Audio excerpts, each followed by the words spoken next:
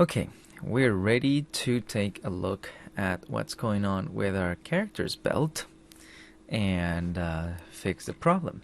And this is going to be more involved than just fixing some inheritance problems or anything like that, but we're going to take it step by step, and you'll see that how we arrived to the solution we found. So the first thing I'm going to do is just to be able to focus a little bit better on what's going on with our character's belt. Okay, so I'm going to hide all the other parts of the rig that I don't need to see right now. Okay, let's just focus on the belt rig. So the first thing I'm going to do is, I know that double transforms are part of the problem. So let's go and open the find the belt rig. So let's see where it is. Accessories, belt. Let's turn off the other two. Expand the belt. Alright, so a bunch of stuff here is hidden, and that's because they're part of the hidden group. So let's unhide that. Perfect. So as you can see, our curves are severely distorted, and all the locators are at the wrong place. And here we have the rig we had initially created, so at least this part of the rig is attached properly to the character. So let's take a look at what could be going on. Now, I know that these curves are being deformed by some items. If we go back to our props schematic environment, you'll remember that we have these two curves that are being driven by weight containers that are being driven by the controls on the belt. So they are being deformed. So I'm pretty sure there's a double transform being applied to them. One, the first transform or deformation is coming from this rig. The second one from the inherited transforms coming down the hierarchy. So the first thing I'm going to do is turn those off. So let's select the first curve, go to the channels, and just as we did before, turn those off. As you can see, it definitely moved. Let's do the second thing, the second curve. And yeah, there they are. Everything looks like it's closer to where we want it. There's still a few problems though. We can see that the pouches are all misaligned. These are smaller than they should be, and the belt itself looks kinda thinner. So let's play a little bit with the scale of our character again. Let's see, he's at 200 right now. Let's increase this to 400 to make any problems more noticeable. So yeah, definitely we have this situation. It appears that the belt is not retaining its proportional size with the rest of the character.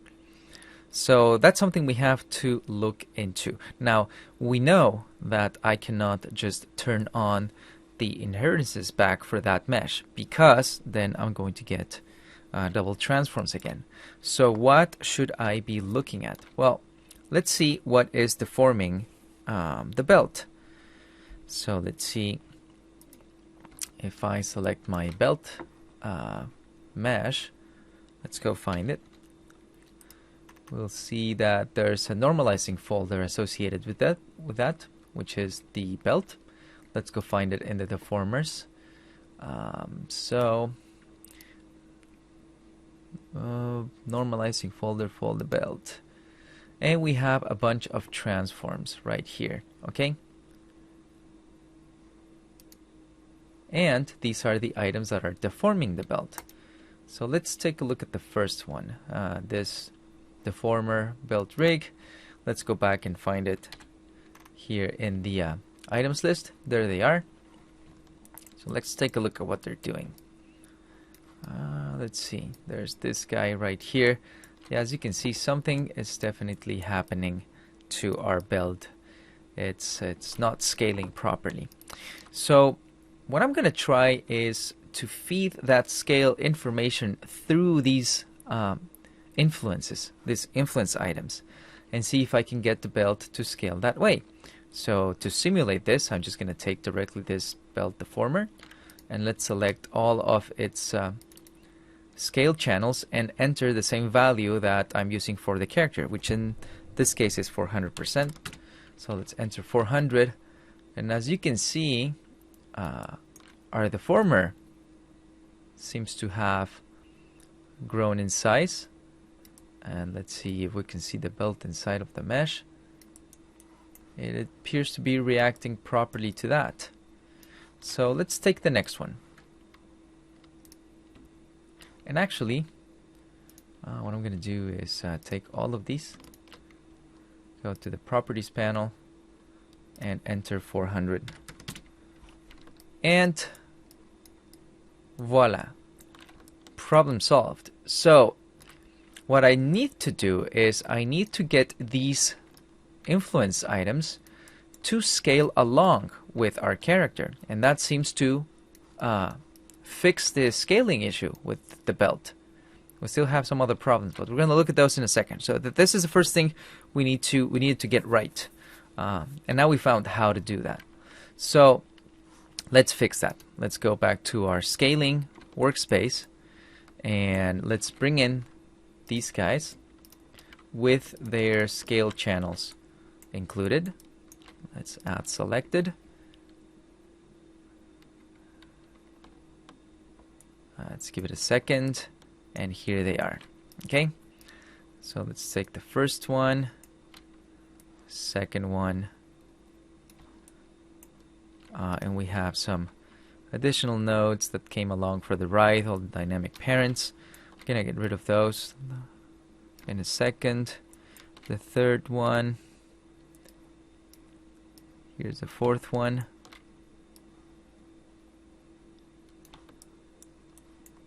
I'm gonna maximize this for a second. Fifth one. You'll notice that as we're working on this schematic environment, things start to get a little slow, and that's because of the complexity of the belt rig that is being evaluated. So there they are, our 8 nodes, and now we can select these guys, hide those. Okay, perfect. So let's bring our control here. I don't want to spend a lot of time wiring this guy up individually to the X, Y, and Z scale channels for each one of these items. So to save some time, I'm going to use a little trick here. I'm going to go and get a vector none node. This basically doesn't do anything except changing the length of an incoming vector. And for the vector, I'm going to enter, I'm going to connect the Y channel of my control to all 3 vector channels, so I get a uniform vector. I could have connected also the scale directly, or not even use this guy, just the scale channel of this guy, but I'm just using the Y channel for the purpose of this exercise. And now I'm going to come here and select all the scale channels on our items here and shift gang them to connect them to the output of my vector none node. So now all of them are going to be scaling with the rig. As you can see, our belt is quite nicely scaled. Let's return this to 100. Let's see what that looks like. Yeah, looks pretty good. Let's set this to 10%. And let's see what that looks like. Pretty good too. Well, actually, not that good. This time we have a more much more pronounced distortion, as you can see right there. So what is going on here? Well, I've obviously already figured this out in advance for you, but when you have a problem like this, where you have no idea what's going on and why it could be happening, you need to start debugging one thing at a time. So the first thing that we would need to know is, let's grab one of our curves, and I'm going to go to wire mode just to make it a little bit more obvious. You know what? For now, I'm going to hide all the pouches and the belt buckle, and I'm going to leave the belt visible. So as you can see, the curves are incredibly distorted, and I wanted to know why that was happening. So I traced back the problem one step at a time. I knew that these curves are being deformed by certain items, so I backtracked and I said, okay, who's deforming these curves? So we have these curves, and the curves are using these influences. Let's go back to the Deformers tab, and let's look at the, let's see, here they are, these influences, and they are being deformed by the controls. So then I went on to the controls, and I said, okay, what are these controls doing? Let's go find one of these. Fine, there's the control. So the control is the is a child of another object, another item, which is down here, which is a constraint item. Okay.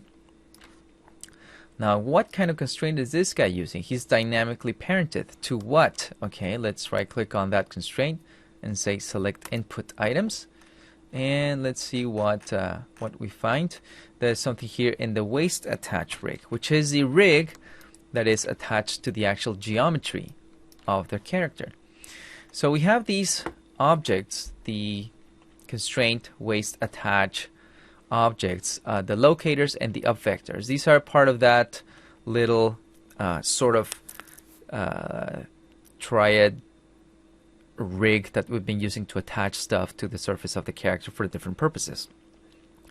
So it starts to make sense that the problem might be exactly here, okay, with these rigs.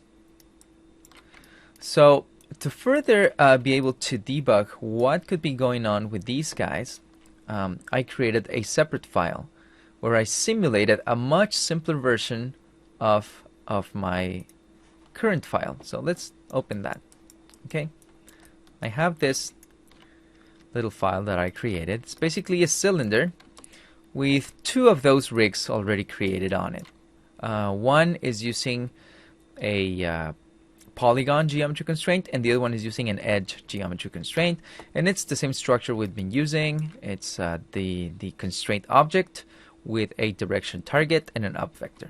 Okay, and then I also skinned my cylinder onto this single joint, and I parented everything to this control, and I gave it some animation. Okay, so the control is going to be rotating this character. Okay.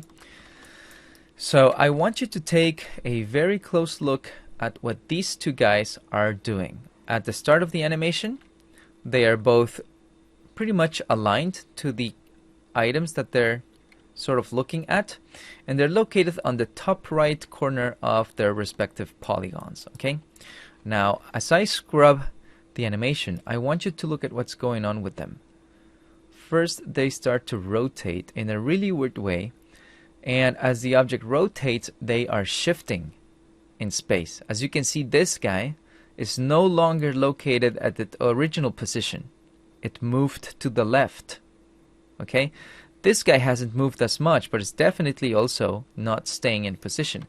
And as I continue to scrub, you can see that they continue to shift more and more until they are no longer even close to where they were originally.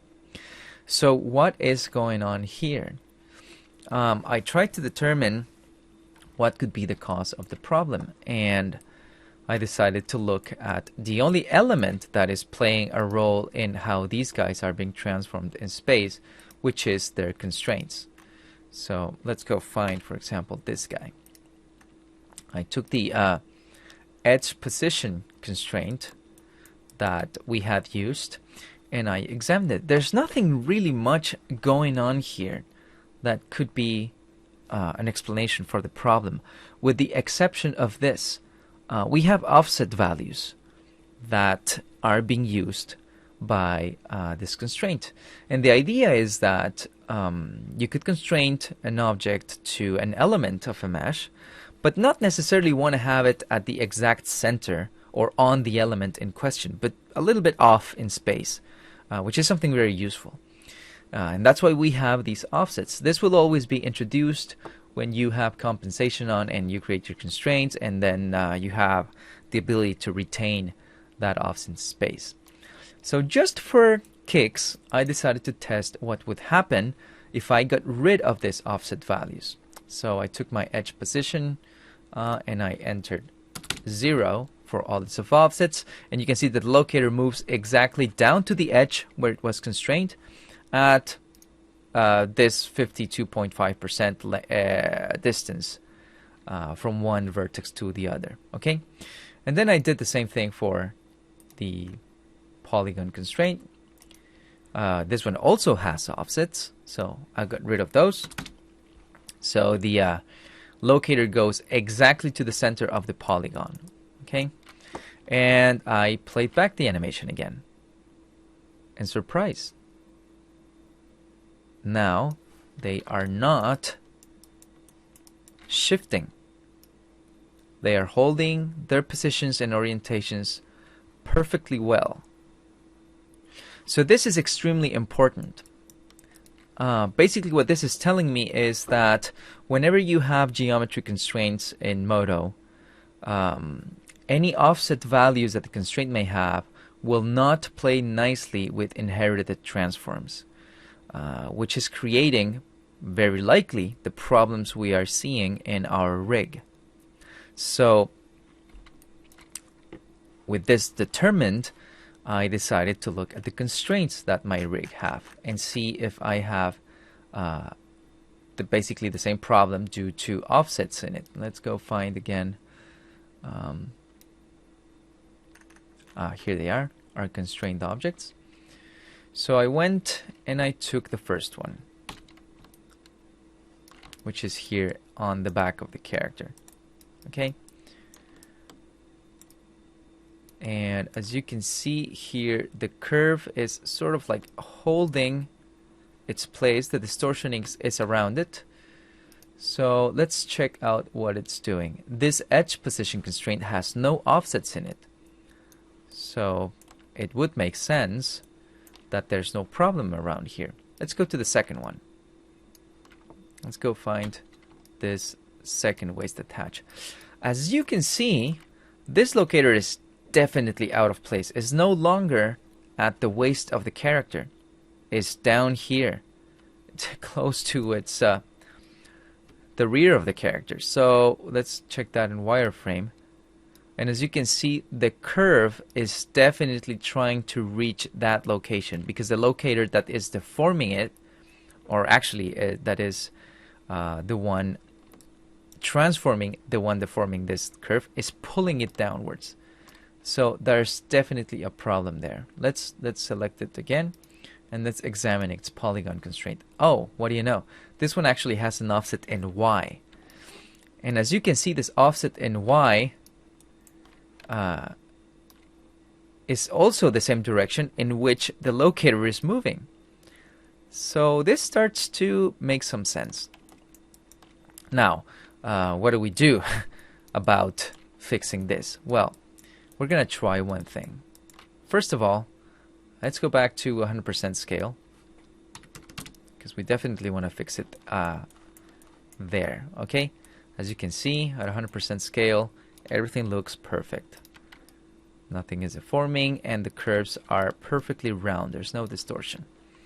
So let's go back to this locator right here. Now, what do I do? to fix this guy? Well, let's see how it's working. I'm gonna add him to the schematic, and he's gonna come with a bunch of stuff. So let's put our direction constraint right there. Here's a constraint item, and here's the polygon constraint, and there's a matrix compose node. Now, what is this matrix compose node doing? He's definitely going somewhere. Let's double click in there and see where this is headed.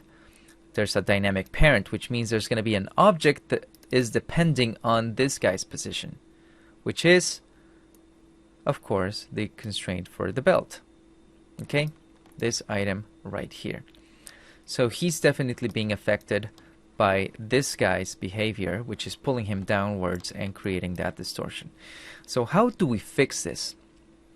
I know that the fix involves getting rid of this offset value. But if I do that, this is going to move, and I'm going to, again, distort the curve and throw my belt out of place. So how do I solve this? Well, I'm going to use a little trick here, which involves using a new locator. So what I'm going to do is I'm going to create a new locator and align him with my original locator, exactly at the same position and orientation. Okay? And what I'm going to do is then have the rest of the rig, which is this other item, be driven by this new locator. Okay? So I'm going to connect it to that locator. It's going to stay the same because it's at the same position and location in space. Then I'm going to go back to my constrained locator here. I'm going to get rid of the offset, which is going to certainly move him in space. And then I'm going to take the new locator that I created, and I'm going to make it a child of him, which means that it's going to follow his parent, which is in a new location. But since he is at the old location, then the rest of the rig should remain undisturbed. I know it sounds a little bit confusing maybe, but you will see what this does as we work.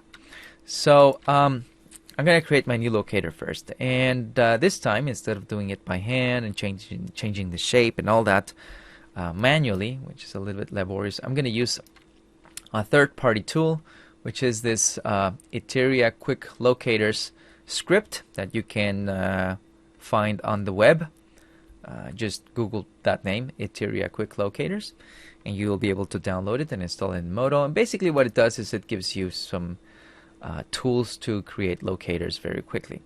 So in this case, since I have selected my constraint attach locator right there, I'm just going to select, I'm going to use a little cone.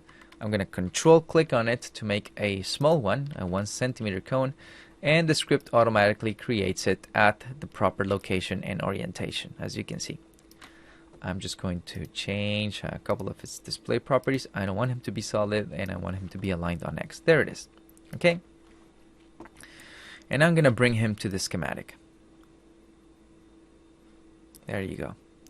So what I'm going to do is I'm going to try to replace this guy with this guy for the rest of the rig. That's actually very easy to do. The rest of the rig is this part right here. Okay? These two nodes that are going into the constrained belt item. So all I need to do is take these connections and wire them to this guy. And as you can see, they depend on the world position, rotation, and scale of the original object. So I'm going to do that. I'm going to go and get those channels for my new item.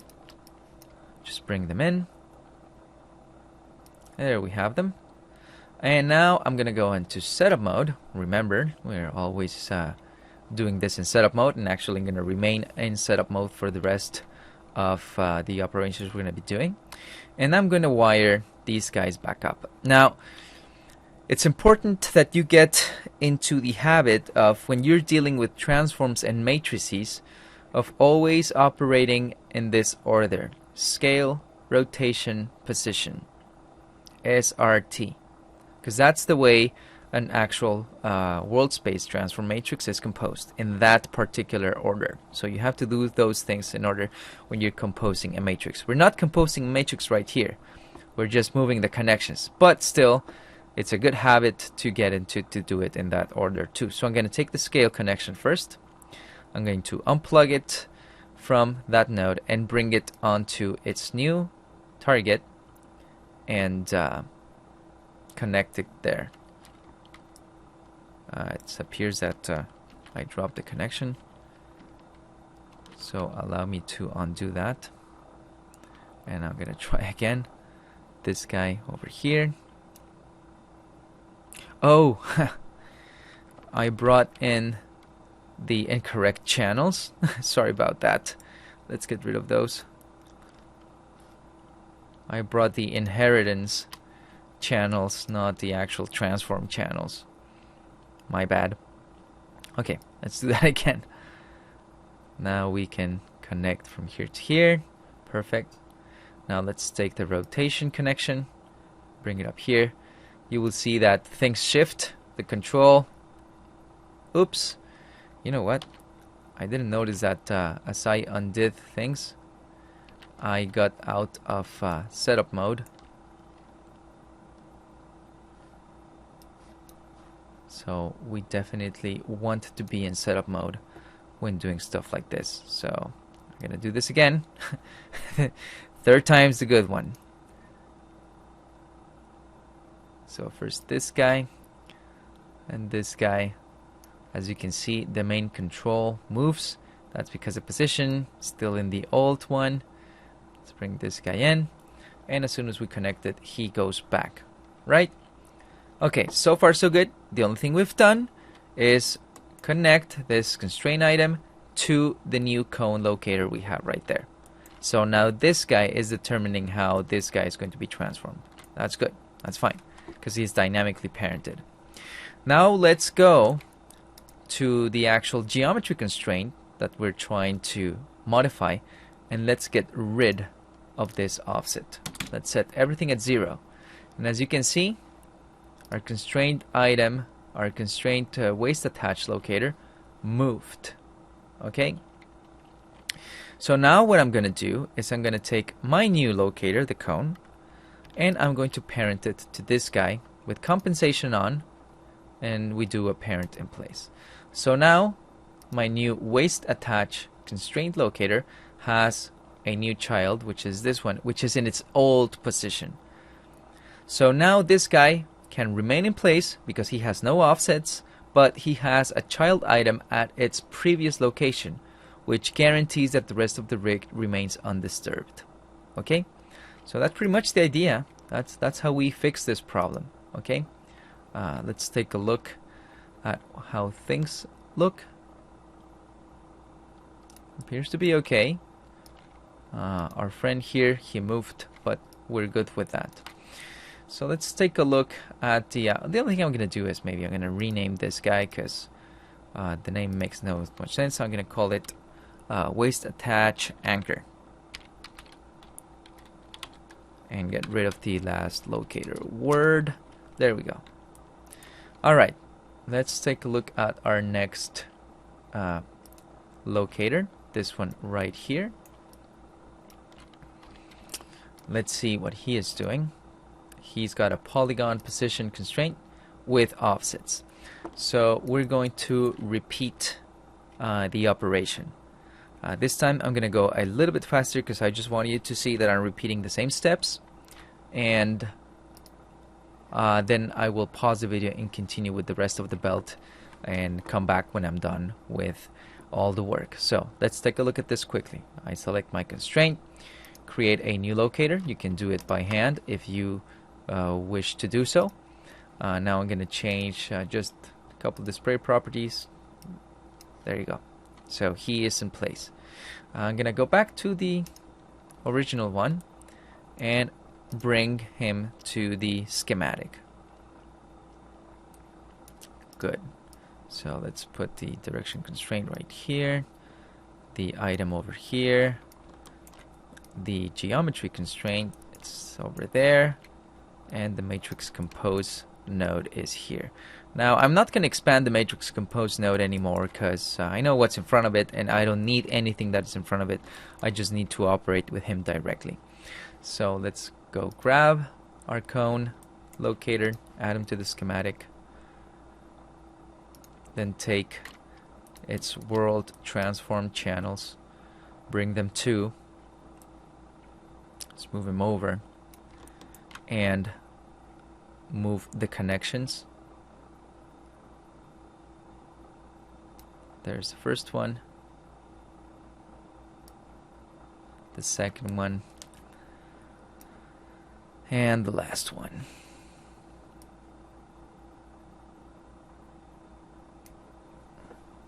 As you can see at this point, it takes Modo a little bit longer to figure out what's going on, and it's because of all the dependencies that we have with the belt rig. So now that that's set, let's go back to the geometry constraint, and let's select these channels, set them all to 0. You see that our constraint item shifted in space. Now he's up there. And now we're going to take our new locator to the old one and parent it in place. And we're done.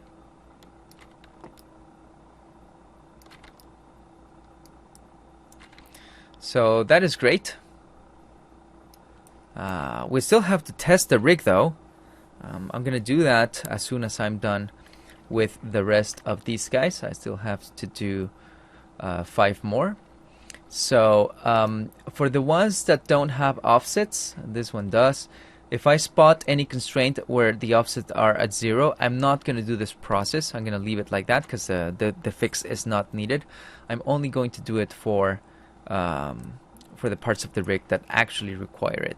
So I'm going to pause the video and I'm going to come back as soon as I'm done fixing all these locators on the surface of the waist of the character. I'll see you in a second. Alright, I'm done. As you can see, I fixed quite a few items in here, and all the objects are here in the items list. All the new locators are children of the original ones. There's just a couple that I forgot to rename, so let me do that very quickly. Anchor on this guy and on this guy. There were a couple of locators of the original ones that actually had no offsets on them, so I left those alone. Everything seems to be fine, so let's get out of setup mode and let's test our rig. Let's take the scale control and put it back to 10%.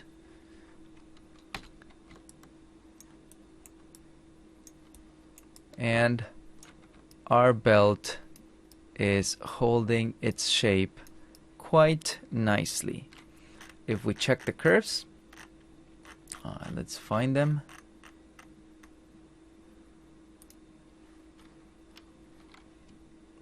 Wireframe just to see it more easily. No distortion on the curve whatsoever. Same for the up vector curve. They're perfectly round. Well, not round, but they have their original shape. So we have no more distortion whatsoever on the waist of our character. Now we're confident that we can scale our character.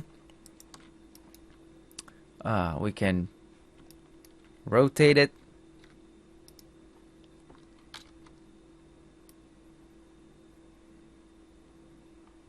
And we're not going to be seeing any funky stuff happening.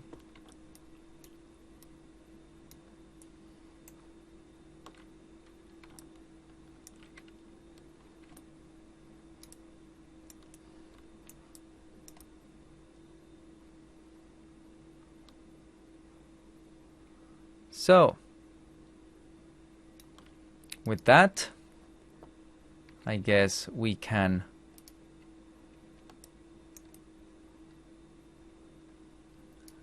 go back to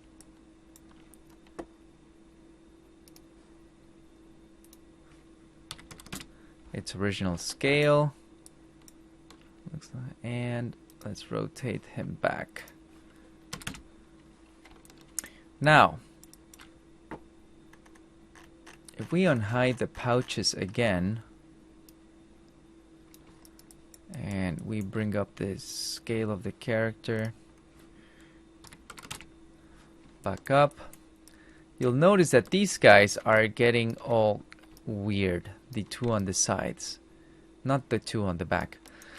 And the reason is, I'm willing to bet, it's because their constraint items also have offsets. Let's go find them. And they do. So all we need to do is apply the exact same fix we used on the belt to the pouches, and we should be good to go. Now, I'm not going to hold you here for this fix. You already know what to do. Yeah, you've seen me do it. So I'm just going to stop the video and do it on my own.